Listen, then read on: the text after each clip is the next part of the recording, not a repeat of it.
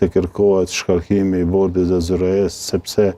ne po mendojmë që bordi ZZRS është në shërbim të KEC-it dhe kjo është e dëmshme. Ana tjetër është jo ngritjes së çmimit të energjisë elektrike, sepse nuk po na duket e arsyeshme në bazë të këtyre arsyetimeve që i bën KEC-i. Ana tjetër te KEK-u e kemi prodhimin vendor, domethënë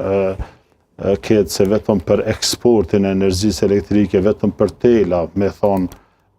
ma thjesht për qytetarët që e bartë energjinë elektrike, pagun 35 euro, domethënë për megawatt paguhet, kurse energjia në korporatën energjetike të Kosovës prodhohet për 29 euro e gjys. Pra, ma shumë po fiton për shërbyesi në këtë rast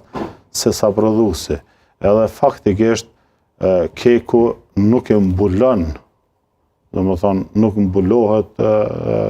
ai konsumi, nuk mbulohet shpenzimet operative të KEK-ut për prodhim të 1 megawati, sigurisht kostoja e prodhimit të 1 megawati kushton dikon afër 40 euro, derisa KEK-u nuk e ka ngritë çmimin që 6 vite, nga viti 2019, KEC ka ngritur çmimin, po i bjen që hera 4 apo e 5, nuk e din nëse gabohem, mirë po, nuk po ka arsye. Edhe e kemi pa në arsyetimin e tyre që thonë janë rritur edhe